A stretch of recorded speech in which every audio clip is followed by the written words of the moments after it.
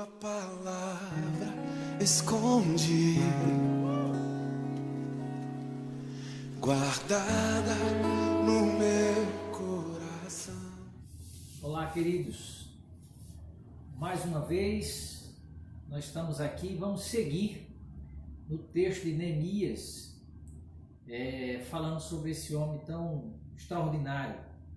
E nós começamos a conversar aqui sobre por que Neemias ele não desistiu diante do caos que ele contemplou, diante do grande desafio que estava diante dele, uma cidade destruída, portas queimadas. Por que ele não desistiu?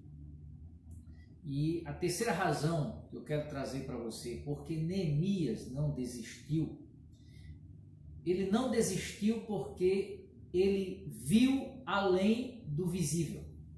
Ou seja, porque ele não se deixa aprisionar pela realidade que está posta à sua frente. Ou seja, ele não se prende tão somente a que os seus olhos veem, mas ele vê além do visível, ele vê uma ação divina ali naquele lugar.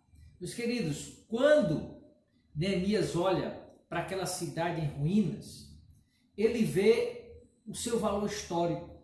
Por exemplo, ele vai lembrar que ali Davi, Salomão, Ezequias, os grandes reis habitaram ali.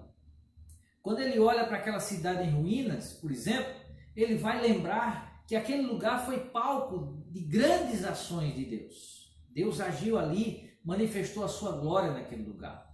Quando ele olha para aquelas ruínas, aquelas portas queimadas, ele vai perceber o valor emocional daquela cidade. Ou seja, os judeus eram apaixonados por Jerusalém. E aquela palavra despertava fortes emoções nos judeus.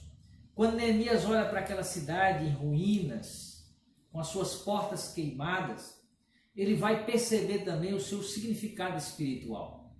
Ou seja, quando Daniel ora, por exemplo, lá no livro de Daniel está registrado que ele orava ali 3 vezes no dia, ele abria a janela do seu quarto e orava voltado para Jerusalém. Ou seja, Jerusalém tinha esse significado espiritual, essa atração dos judeus por ela e que linkava, aliás, com Deus. Então era a cidade de Deus, era o lugar sagrado, o lugar santo, né? Portanto, quando Neemias olha para aquela cidade, ele vê as ruínas, é verdade. Ele vê as portas queimadas, é verdade. Mas também ele vê a mão de Deus. Quando ele olha para aquela cidade, ele não foge da realidade, ele não tenta esconder a realidade. O que está diante dos olhos dele é uma cidade em ruínas, com portas queimadas. É uma tarefa árdua e muito grande estar diante dele, mas ele vê o projeto de Deus para aquela cidade. Ele vê além do que os seus olhos podem mostrar. Ele percebe que Deus o chamou ali porque Deus tem um projeto. Deus tem um plano para aquele lugar.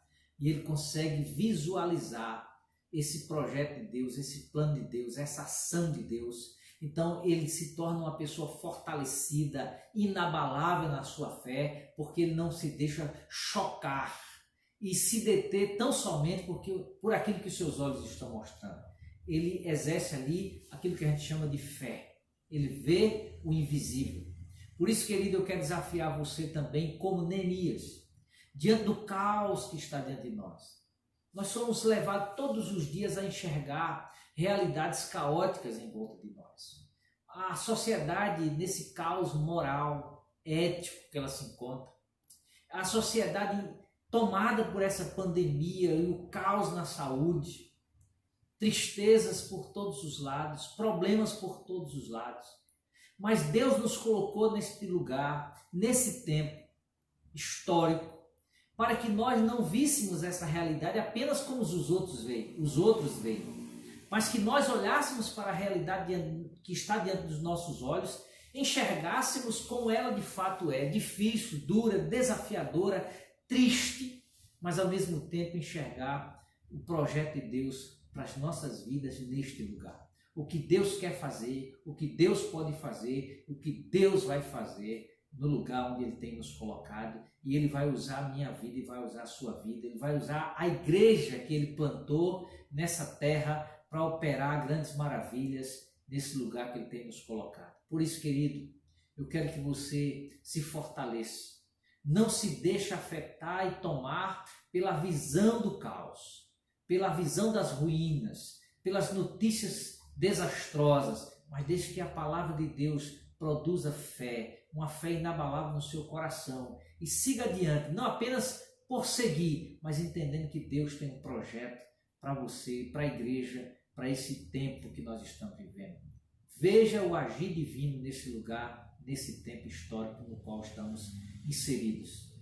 Esse é o grande desafio nosso com Neemias no seu tempo. Que Deus nos abençoe.